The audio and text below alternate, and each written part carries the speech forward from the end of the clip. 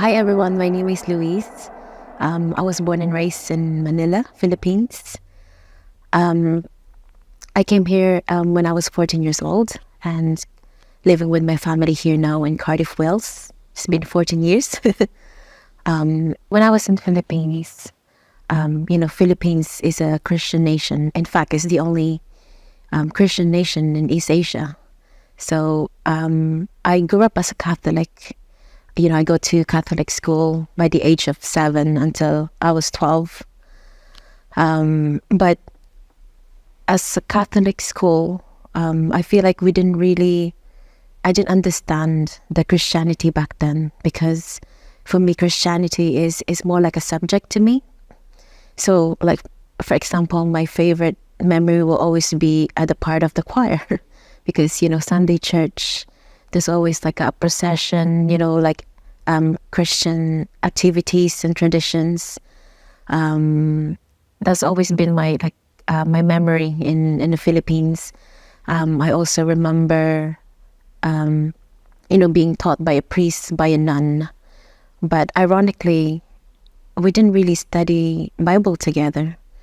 So I didn't have a Sunday school, and going to church for me is basically just like an activity for me so I can get the grade that I want. So Christianity has always been part of me, even though I didn't really understand it at that time because I was only young. So I came here to this country when I was 14 years old.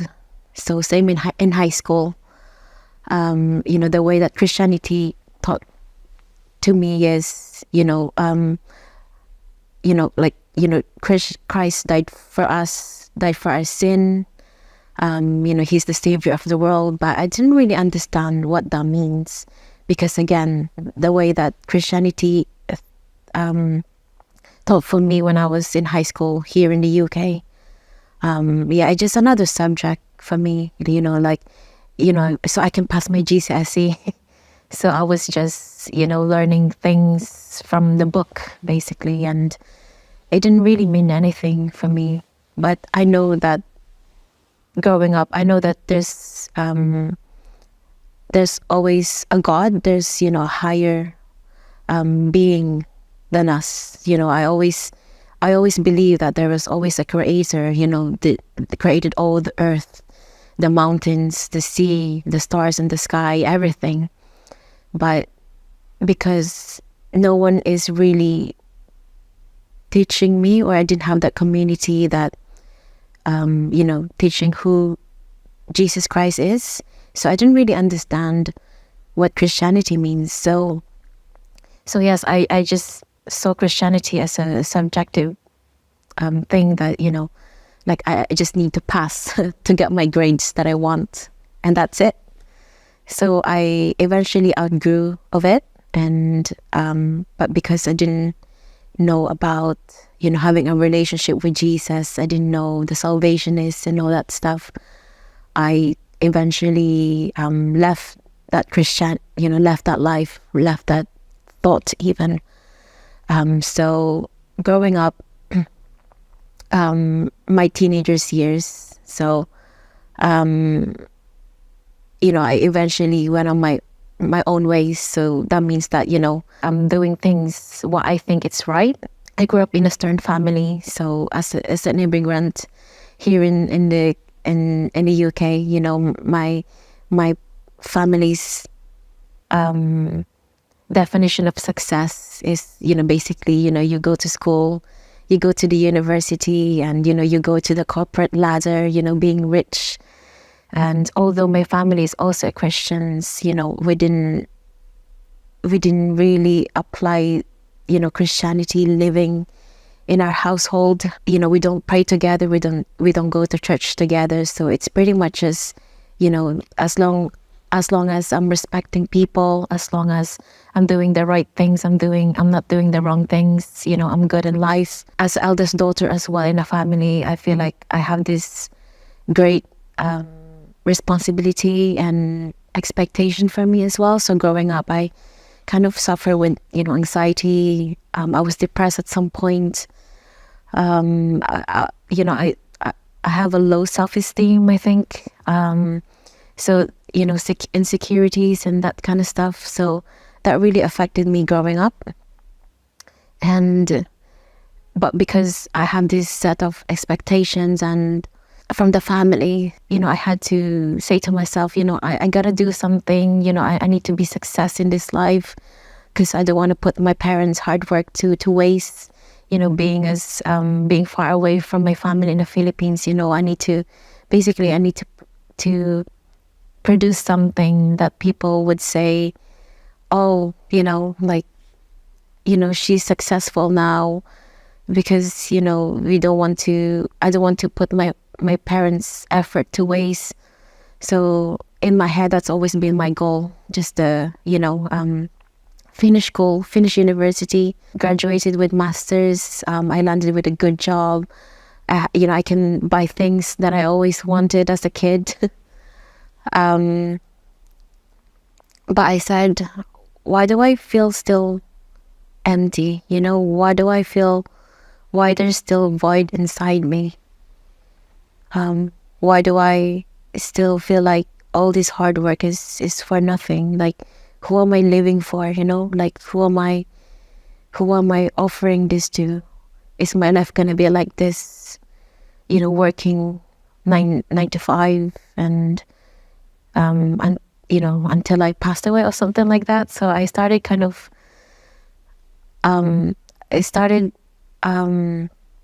thinking about, what is life? What is the purpose of life again? So when I was in university, actually, I am surrounded by Muslim friends.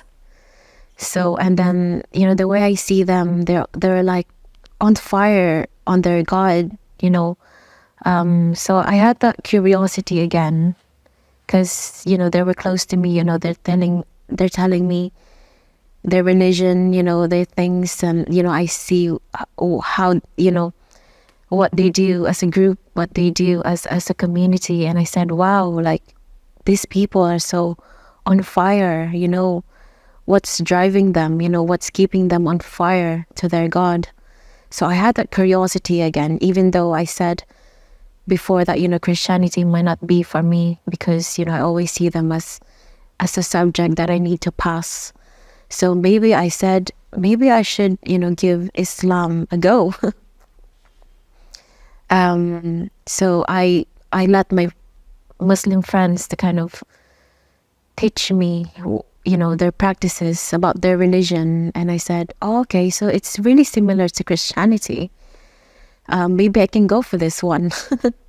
But of course, we know the fact that they denied two things. They don't believe that Jesus is a God, and they rejected the fact that Jesus crucified. But in my mind, I somehow can't accept that. But because my past experience in Christianity has been, well, not success, but it didn't go anywhere. But I said, okay, maybe this is the truth. Maybe this is the way for me. This is, maybe this is it. This is the religion for me. So a few months after learning about Islam, I also got into a relationship. I got into, I started dating a Muslim. So I thought at some point, maybe, at some point I think I was ready to convert as well. But in my head, I was like, how am I gonna tell this to my family, to my friends? What are they gonna think of me? Are they gonna love me less? But long story short, that relationship then it wasn't successful.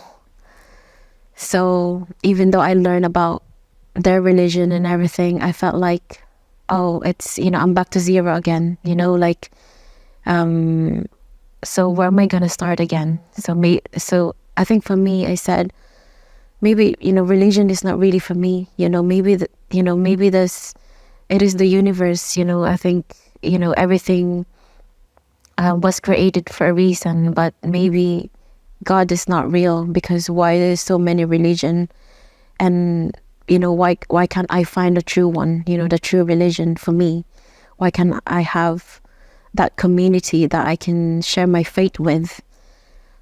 So eventually I left Islam, even though I didn't really fully convert, but I put that side again. So I went back on my old ways again, trying to live a normal life, I suppose, trying to do things that I want, do the things that I think what's right or wrong, just trying to enjoy things and try to enjoy life with my family and friends. And I think for me, I said, well, I think it's good for me. So, I don't have to commit with anything. I don't have to go to like a building, a religious building every Sunday or something. I don't have to do that. So for me, I saw that as like an easy life for me, because, I have the freedom to do whatever I want. So the way I kind of encountered Christ again. So this is actually a funny story. So my best friend since high school, I think 2 years ago, she became a born again 1 year prior that time. She was like, oh, Louise, do you want to come to fellowship over my house? There's going to be food, there's going to be people.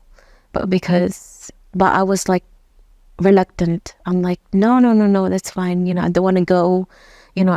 I give, Christianity a go, and, I don't want to be with these religious people, because, I just don't want to. So I've been rejecting her over and over again, but she invited me for a straight 2 years. She didn't get tired of me inviting.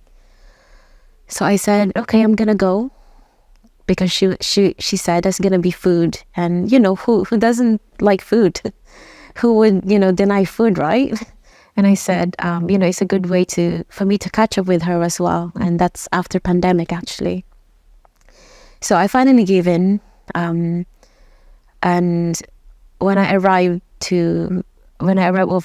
over her house, I saw a bunch of youth. Is actually a youth group from the previous church that I attend to, and I saw, and I was like, oh wow, like there's young people on fire on God, and I was like amazed, and I was just like, wow, I didn't know like this, like young people can be like so on fire with God. I felt the peace, I felt the joy and the serenity in them, and that's something that I don't have. So I said, I want something that they have. Why they so happy? Why do they look like everything is so easy? Like so. And then I was just observing things, and I eventually had my food. So, and then one of the youth leader, he actually preached about a purpose of life. And I was like, oh my God, I was amazed. I even got emotional in that preaching, because I felt like that message is for me. Because they traveled all the way to Cardiff from Southampton, 3 hours drive. And little did I know, it was just me who's not, like born again in that group. So I feel like God sent that group of people for me to hear His word, as about purpose of life. And I was like, wow, this is amazing, like the preaching, the teaching is everything that I'm going through. And at that time as well, I was stressed. I was dealing with, I was struggling with work too. I was having my family is facing difficulties. Like basically, I feel like my life is all over the place. My work is not going great. There's always a family issue. There's always a family problems. I didn't have much friends. I used to, hang out with the wrong crowd, I think. But for this one, I just felt the peace, and I felt the invitation that, that I just can't describe it. I can't describe what I was feeling at that moment, because in my head, I was doubting that, okay, maybe am I gonna go to this path again? Am I gonna give this Christianity a go again? But even though I was emotional, and I felt like God was speaking to me at that day, they invited me to go to encounter. So they have an encounter over their church in Southampton, and I said, I'll think about it, because in my head, like, I'm so scared to commit something again that's not gonna work. So 2 months forward, I eventually said, okay, I'm gonna go to this encounter. So even though I didn't know what that encounter entails, I didn't know anyone, I don't know what am I gonna do, I don't know what I'm getting myself into again, but I just said yes, because I feel like God is inviting me, and I said yes, even though I'm uncertain of what's gonna happen. So I got there in the encounter, and there's, I think, over 20 people as well who doesn't know about Christianity yet, or doesn't know Jesus yet. So I was with them, and it was like a retreat, a 3 days retreat. So it's teaching you about what's it mean to be a Christian, what's it mean to be a born again. So that's when I kind of learn about what it means to be, a follower of Christ. Like, that's when I learn about that we can have a relationship with Jesus. That God cares for us. That a King of Kings is longing to have a relationship with us. And I'm just like, what? Like, I've been Christian my whole life, but I never heard this. I didn't really hear the gospel. I didn't hear the salvation. So many things that I didn't hear before that. But from that encounter, from that retreat, like, I feel like my eyes was open.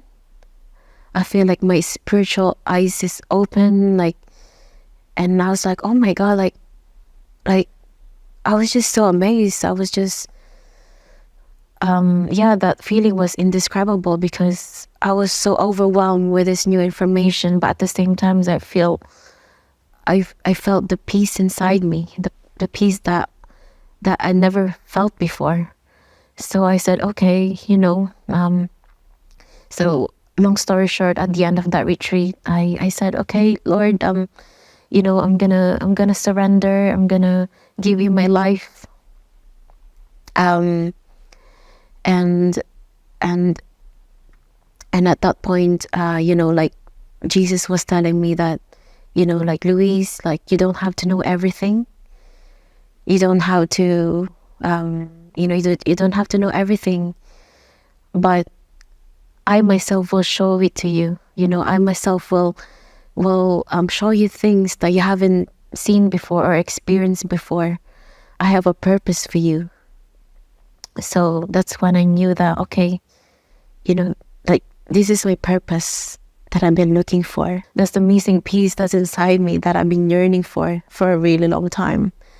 And that's to know Christ again. And so I said, okay, I'm gonna jump. I'm gonna risk it all. I'm so scared of what my family's gonna think of me.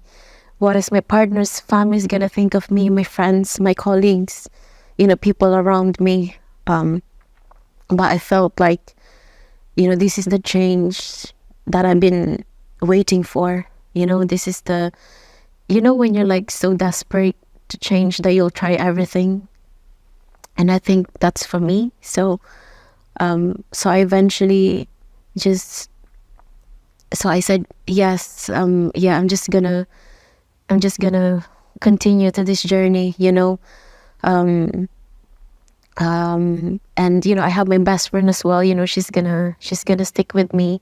She's gonna go with me in this journey step by step. So I eventually, you know, started going to fellowship. You know, I started going to discipleship, and now I'm in a worship team in my home church. And yeah, so I feel like the greatest miracle that God gave me is the transformation of my life. You know, when I said before that, you know, I grew up having low self-esteem. I didn't really have much confidence in me.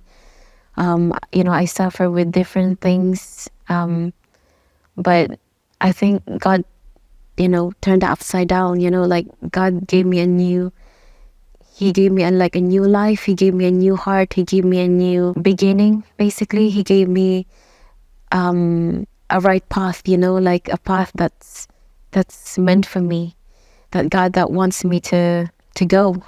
So that also includes, you know, like I was able to forgive others easily. I was able to, you know, be confident about myself. Really, I think He just lets me blossom. You know, like from that really shy girl in high school, from until now, you know, like I feel like you know, he made me the woman that I always wanted to become. And I think I really see the transformation in my life, and I'm really thankful for God for that. Like, you know, his faithfulness, His mercy. I mean, obviously, you know, like my family and the people around me won't probably understand it yet, but you know, but by God's time and will, you know, they will also, you know, one day will come to Christ as well, and you know, understand what it means to having a relationship with God. Yeah, so I think my life right now, I just feel so blessed. You know, I feel like, you know, the thing is coming to place, you know, like God's blessing is just visible, you know. Like I just, you know, can't count how many times that you know, God encountered me over and over again as well. Yeah, he you know, He gave me like so many small and big miracles, blessings every day. And yeah, I think I'll follow Christ until forever, I think. Great, great. Thank you so much. That is such a beautiful story, Lewis. Thank you for sharing that. So, what would you say to someone who is still in doubt, you know, who's still living in fear of, oh, is this the right thing for me to do? Because I feel like that is one of the things that I really connects more with your testimony, that having to live in fear and doubt and what people think about you and this and that, you know.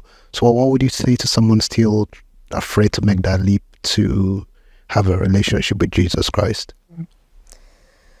I mean, you know, as a human being, you know, we always, you know, doubt.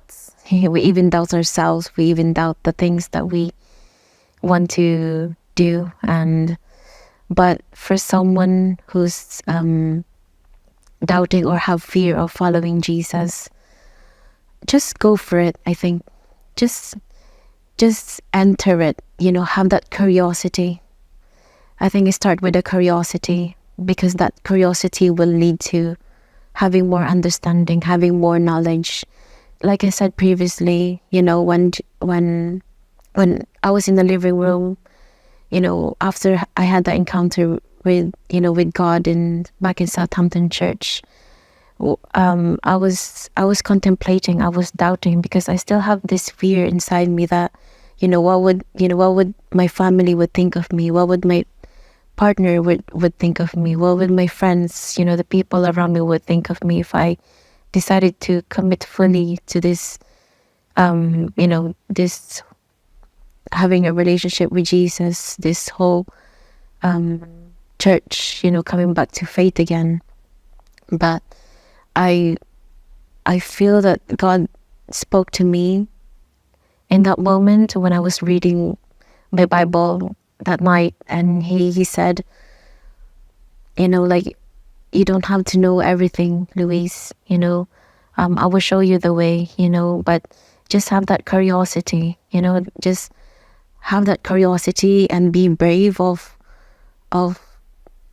that journey as well. Like, you don't have to know everything, but you just have to let yourself loose, let yourself, and, you just have that thirst of, that knowledge, that understanding, and to dive deeper, what it means to have a relationship with Jesus, because I think that's how my journey started, when I had that, curiosity, I had that thirst to know, okay, why does these people around me, the youth group that I saw, or even in church, like I said, how these people were so far on God, how is that, how is their journey started, and how do they keep it? So not only having a curiosity, but also like talking to other people as well in your church or your community. So for example, my best friend as well, hearing different testimonies. And, when I heard their testimony, I'm like, wow, like, their life changed, they had this transformation. And I said, I want that too, I want my life to be better. I want to have, I want to know my purpose in life, not just going to the office 9 to 5, repeat, and doing the same things over and over. I want to have that, I want to know, who do I live for? Who do I, what is the meaning of life? So I think just having a curiosity of what is really the meaning of life, and just let yourself loose and have that drive, have that curiosity, have that thirst of knowledge, the understanding, and God will eventually give you answer. He will show you the way, and he will reveal himself to you in the most mysterious way, in the most unexpected ways as well. And I had that encounter with God, and I was just so amazed. I've seen supernaturals as well that I haven't seen before. I've witnessed people as well, committing their life to Jesus, and where they are now, their life has just been transformed to their old self, to their new self. Yeah, so just like, don't give up. Like, you will get the answer, because Jesus wants to have a relationship with you. He just wants to be with you, and he longs to hear from you. Thank you so much for sharing that. What's your favorite Bible verse, and what does it mean to you? Of course. So this Bible verse became my life verse. So it's Matthew 6, verse 33. It says, "First seek the kingdom of God and his righteousness, and all these things will be added to you." So I think this is, my testimony been like. So, like, before, I was doing my own things. I was living the life that I think what's right or wrong. But eventually, I felt empty. I didn't know my purpose in life. But God, revealed himself to me. He said, come to me. He's inviting me. I envision him as he's walking in the water. He's like trying to invite me to walk with him. And I said, okay, I'm gonna jump. I'm gonna risk it all and, see what this journey is like. So he said to seek him first, and everything will follow. So when I seek him, when I truly seek him, who he is, he didn't take his word back when he said all these things will follow. So he gave me things that I've been waiting for. You know, he blessed me. He gave me so many miracles in life. He, you know, my life literally fall into places. So that's what it means to all these things will be added to you, because he knows what our needs. He knows you. He knows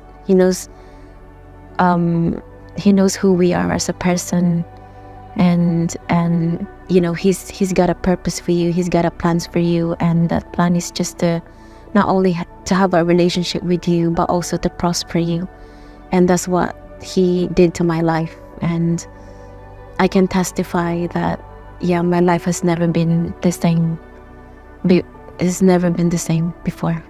Great. Thank you so much. That's a beautiful Bible verse. Thank you for sharing that. Thank you. So before you go, can you just say a prayer for those watching, anyone who is still trying to understand if this is the right step to do, or anyone struggling to have a relationship with Jesus? Can you say a word of prayer for them, that God should help them in any way?